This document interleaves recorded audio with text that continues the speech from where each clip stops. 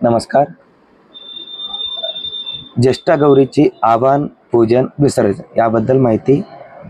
शके 1946 क्रोधी नाम संवत्सर, दक्षिणायन, शरद ऋतू, भाद्रपद मास, शुक्ल पक्ष, सप्तमी तिथी, वार मंगळवार आहे.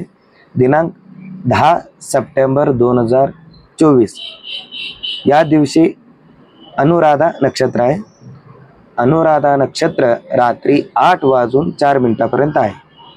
या नक्षत्रावरती तुम्ही गौरीची आवाहन करू शकता. सूर्योदयापासून ते रात्री 8:04 तुम्ही गौरीचे आवाहन करू शकता. गौरी आवाहन करत असताना राहूचा काळ टाळायचा असेल तर दुपारी 3 वाजून साडेचार पर्यंत राहूचा काळ आहे. जर तुम्हाला राहूचा काळ टाळायचा असेल तर तुम्ही राहू काळ टाळू शकता. पंचांगमध्ये तर दिलेलं नाही राहूचा काळ टाळा म्हणून गौरीचे आवाहन करत असताना. गौरीचे पूजन 11 सप्टेंबर 2024, वार बुधवार, अष्टमी तिथी. गौरीची पूजन ज्येष्ठा नक्षत्रावरती करायचं असतो.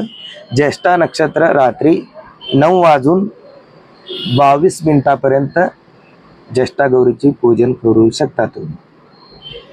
आणि गौरीचे विसर्जन 12 सप्टेंबर 2024, वार गुरुवार, नवमी तिथी. या दिवशी मुळा नक्षत्र आहे. या मुळा नक्षत्रावरती गौरीचे विसर्जन करायचं असतो. मुळा नक्षत्र आहे रात्री 9:53 मुळा नक्षत्र आहे. या वेळेत तुम्ही गौरीची विसर्जन करू शकता. गौरीचे पूजन याबद्दल शंका समाधान असेल ते तुम्हाला थोडी माहिती सांगतो. भाद्रपदातील गौरी काही जणांकडे उभ्या असतात, तांब्यावर, सुगडावर किंवा खड्यांच्या असतात.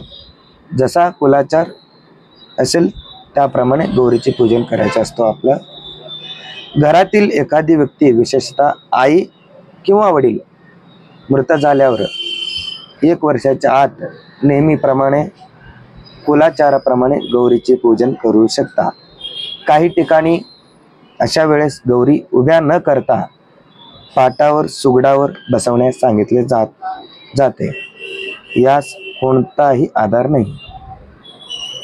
केवळ भावनेपोटी गैरसमजुतीमुळे सांगितले जाते. अशा वेळेस उभ्या गौरीची पूजन नेहमीप्रमाणे करावे. भाद्रपद महिन्यात अनुराधा नक्षत्रावर गौरीचे आवाहन करून ज्येष्ठा नक्षत्राचे दिवशी गौरी पूजन केले जाते आणि मुळा नक्षत्रावरती गौरीचे विसर्जन केलं जातं. गौरीचे विसर्जन मंगळवारी, शुक्रवारी तसेच कोणत्याही वारी करता येते. अनेकाकडे गौरी पुढे नैवेद्य दाखवून ताट दिवसभर ठेवून दुसऱ्या दिवशी खाण्याची प्रथा आहे. पण तो ताट नैवेद्य तसेच ठेवून दुसऱ्या दिवशी प्रसाद घेणे योग्य वाटत नाही. कारण कोणत्याही देवतेला नैवेद्य समर्पण केल्याबरोबर त्या देवतेने नैवेद्य स्वीकारलेलाच असतो आणि त्यानंतर लगेच प्रसाद म्हणून आपण तो घेऊ शकता. धन्यवाद.